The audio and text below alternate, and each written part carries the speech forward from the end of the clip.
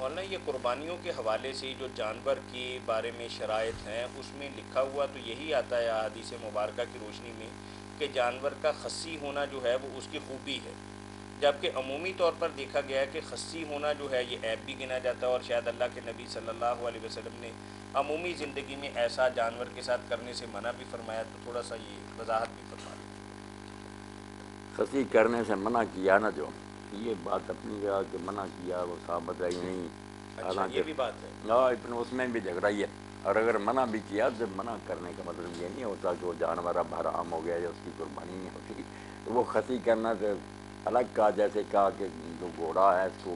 گدھی پر یا گدھے کو گھوڑی پر نہیں اس کا ملانا چاہیے، جی یہ جی کھچریں جو پیدا کرتے ہیں، مگر کھچر کو قرآن نے اللہ تعالیٰ نے اپنی نعمت کا، اس لیے بری چیز نہیں ہوتی کہ جنس ہی نہ ختم ہو جائے، ایسا نہ ہو جیسے کتے مارنے لگے تھے اللہ کے رسول علیہ السلام، پھر جبریل اترے کہ سارے مکا دینے، اللہ کی یہ امت ہے اب چھوڑ دیں، تو ویسے یہ نہیں ہوتا، ایک حکم خاص حالات میں ہوتا، اس کو لوگ سمجھ لیتے ہیں ہاں خصی کرنا بھی جائز ہے، جانور جو ہے نا ان کو خصی کرنا بہتری، قربانی اس کی ٹھیک ہے، باقی عیب کوئی نہیں، یہ جو کہتے ہیں نا کہ اس کے جسم کا کچھ ایسا کام ہو گیا، اب خصی کو بھی نہیں سمجھتے، خصی اور ہوتا، آپ لوگ بھی سمجھیں، خصی ہوتا کہ اس کی ناڑیں دبا دی جاتی ہیں، آگے خصیے اسی طرح قائم ہوتے ہیں،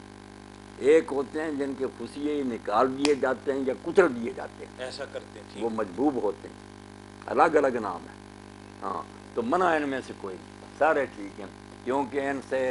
جانور جو ہے نا اس کا گوشت بہت عمدہ ہو جاتا ہے، بو نہیں ہوتی، سب صاف ستھرا موٹا تازہ، جس کو خصی نہیں کریں گے وہ ہم دیکھتے ہیں بکریاں پالتے رہیں کہ وہ اپنا پیشاب پینے لگتا ہے، چاٹتا رہتا ہے اپنے شرمگاہ کو، بدبو آتی ہے اس کے گوشت سے، جسم سے بدبو آتی ہے، بہت برا ہو جاتا ہے، یہ کوئی خوبی نہیں، اب سوچنا چاہیے قربانی کرنی ہے آپ نے، یہ تو نہیں کہ اپنے گلے میں سانڈ رکھنا، اگر تو آپ نے بکریوں میں سانڈ رکھنا پھر ٹھیک ہے، اس کو خصی تو کون عیب ہی ہوگا۔ بیوقوف کرے گا، ہاں جب قربانی کرنی ہے تو اس کے لیے تو یہ عیب نہیں، خوبی ہے کہ وہ موٹا تازہ ہو جاتا ہے اور اس کا گوشت عمدہ ہوتا، اس لیے خصی جانور کوئی ناپاک نہیں۔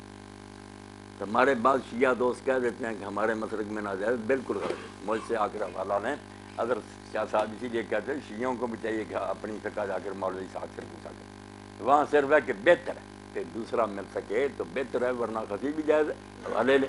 خصی حرام وغیرہ کوئی نہیں، وہ بالکل صرف جواز کی حد تک۔ جواز ہے کہ افضل جو ہے نا وہ دوسرا ہے،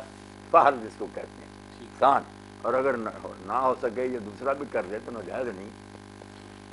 بالکل ٹھیک ہے۔ فتاوی آن لائن جو اسلامی۔ عیب ہے نا،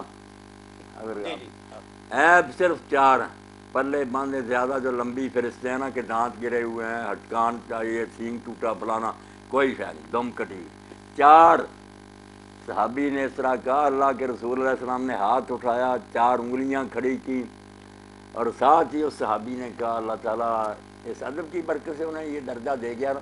انہوں نے بھی ہاتھ کھڑا کیا، مگر کہا یدی اکثر من ید رسول اللہ، میں نے یار ہاتھ تو کھڑا کر دیا مگر کہاں میرا ہاتھ، کہاں اللہ کے رسول کا صلی ہاتھ، اللہ۔ حضور کا ہاتھ اپنی جگہ برکت والا تھا، میں نے سمجھانے کے لیے وہی چیز کی جو حضور نے، تو کہا چار چیزیں ہیں جو قربانی میں جائز نہیں۔ بعد میں آدمی نے پوچھا